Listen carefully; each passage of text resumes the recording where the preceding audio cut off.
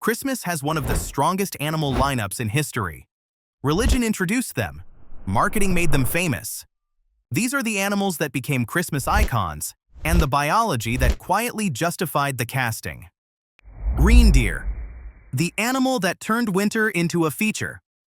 Reindeer are among the most cold-adapted large mammals on Earth. They don't treat frozen ground or darkness as obstacles. They assume them. Their hooves change with the seasons. In summer, they stay soft and wide, spreading weight over mud and tundra. In winter, the tissue tightens and the edges harden, cutting into ice like natural cleats. The clicking sound a herd makes isn't folklore. It's tendons snapping over bone, a side effect of traction under load. Some populations migrate more than 5,000 kilometers a year, one of the longest land migrations of any mammal. This isn't about speed. It's about not wasting energy while everything around you is doing exactly that. Their nasal passages are where the real efficiency shows up.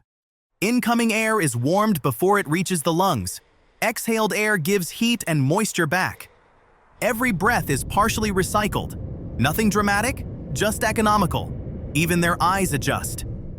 During winter, reindeer eyes shift from gold to deep blue, changing how light scatters inside the retina. Contrast increases. Twilight becomes usable vision. Rudolph didn't invent glowing optics. His species had already solved low-light conditions biologically. Reindeer were serious animals long before they were decorative. Their modern Christmas image locks in around 1939, when a department store campaign invents Rudolph the Red-Nosed Reindeer, followed by a children's song in 1949 that permanently softens a large, half-wild Arctic animal into a glowing mascot. What started as survival biology ended as global branding. Camel, the animal that made distance normal. Camels exist for one reason: moving value across hostile terrain. They are not desert curiosities. They are transport systems. Fat is stored in a single hump, reducing heat stress across the body. Oval red blood cells keep flowing under extreme dehydration. Nasal passages reclaim moisture from every breath. Wide, padded feet distribute weight instead of sinking. Nothing about this is elegant. All of it is reliable. What's often missed is where camels come from. They didn't evolve in heat. They just ended up there and adjusted. The earliest camels originated in North America over 40 million years ago, adapted to cold and seasonal extremes. They crossed into Asia via the Bering Land Bridge, went extinct in their original homeland, and only later became desert specialists. The Christmas story involves distance. The text names visitors from the east, regions connected by trade routes measured in weeks, not days. Donkey, the animal that did the actual work. Donkeys are built for short-range reliability, not speed. They tolerate heat, poor feed, uneven ground, and repetitive load better than horses ever did. Across cultures, horses were status animals. In the Near East, in Europe, in Arabia, even among Native American societies after horses arrived, owning one meant wealth, power, or both. Donkeys were what you used when you needed things moved without risking your most valuable asset. Curious detail: donkeys aren't stubborn. They're cautious enough to ignore bad ideas, including yours. That's why they appear at ground level in the story. Not for spectacle, but for daily movement that doesn't fail quietly. In Europe, people used to say animals could talk on Christmas Eve, mostly the ones in the stable. Oxen, cattle, whatever happened to be standing around. Christmas Eve landed on midwinter night, and the older stories didn't leave. Cold, dark, long hours. People assumed animals noticed changes before humans did. They weren't supposed to speak to people, just to each other. Briefly, quietly. Which explains why Europe pictured the Nativity the way it did.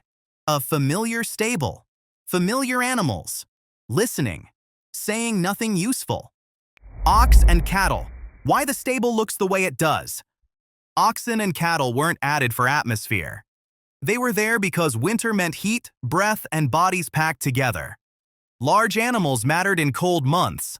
They radiated warmth, slowed heat loss, and made enclosed spaces survivable.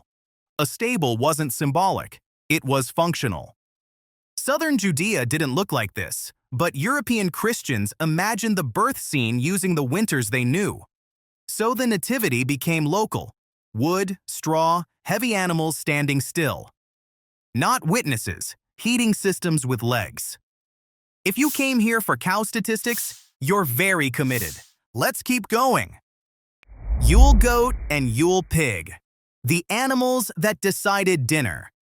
Before Christmas turned emotional, it was logistical.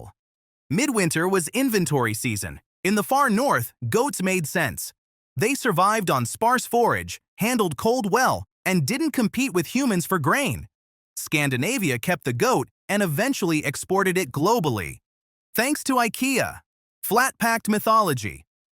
Further south, the calculation changed. Pigs were harder to keep, but brutally efficient if you timed them right. They turned leftovers into fat, and fat decided whether winter was uncomfortable or dangerous. This is also where the Christmas goose fits in. Geese fatten quickly, peak at the right time of year, and don't need to survive the deep winter. Another seasonal decision dressed up as tradition. That difference stuck culturally. Northern Europe kept the goat.